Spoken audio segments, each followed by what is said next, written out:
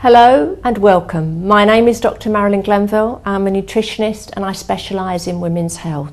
I became interested in premenstrual syndrome. That was what was my first entry into thinking about women's health. And it was interesting because the drug of choice were antidepressants for premenstrual syndrome, and yet it only lasts 7 to 10 days every month. And it seems wrong then to give a woman a medication for something that's not happening every day of the week.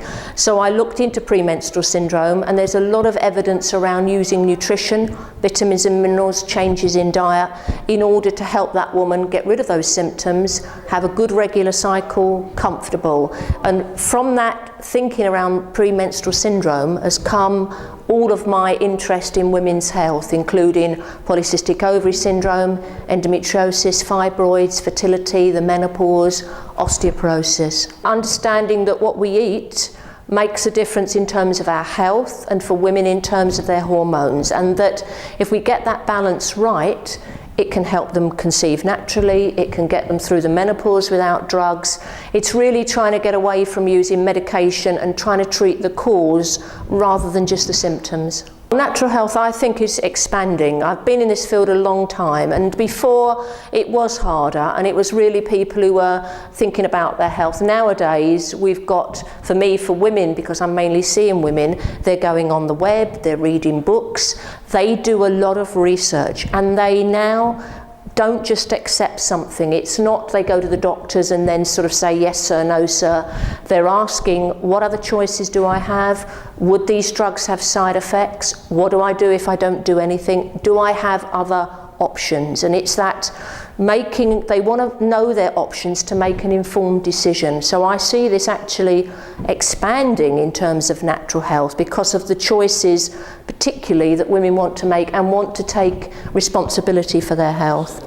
For me personally, it's wonderful. It's been how I've lived my life in terms of what I eat. I think helps me keep well.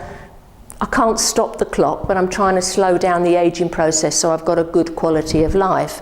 And I think if I can get that education out there to other women who can also change their lives, that for me is a wonderful thing. I think the natural health field has got an enormous future in that understanding of there is more in terms of what we eat, the quality of the food we eat, how it affects us not only physically but mentally as well. So it's how we feel emotionally, our energy, hormone levels for women, and the power that food has as medicine. I think it's got enormous potential. It's how we get that education out there.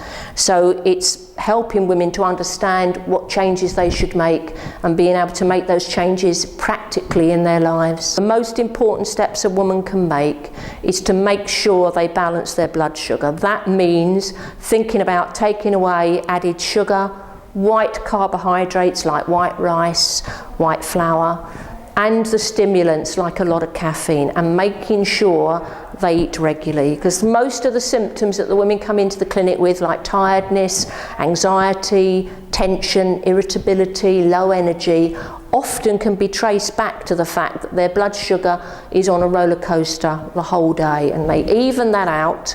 Their moods even out, their energy evens out, they feel so much better. So that has to be the number one step for me. The first one is don't eat sugar and white flour and things like a lot of stimulants from caffeine. And then the do's would be eat regularly. So eat little and often, no longer than 3 hours without eating. And so it's a breakfast, lunch and dinner, mid-morning snack, mid-afternoon snack. Vegetables and fruit, good quality protein like either vegetarian nuts and seeds, quinoa, or fish and eggs, that sort of thing. It's variety they're after. So they've taken out what I would call the nasties that would cause this roller coaster of blood sugar swings, and they're putting in foods that have what we would class as a low glycemic index. They hit the blood sugar very slowly, they hold the energy up for longer, and then that person has eaten again, so they've got a very steady blood sugar level for the whole day. Nutritional qualifications are really important, and there are some very good colleges out there.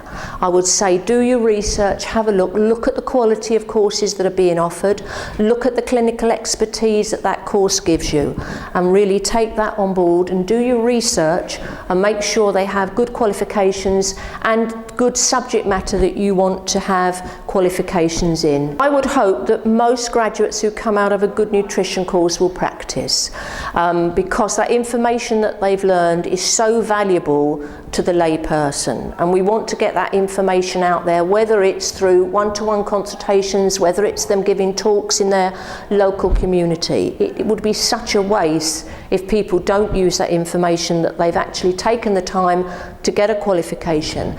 And I think it's really important for graduates to realise how valuable that knowledge is that they have, and actually then to be able to share it and to build up a good practice or a good series of talks that they can give to wherever they might be asked to give those talks. It's really important for us to be able to share that knowledge in order to get this information on natural health to a much wider audience than maybe it's getting to at the moment.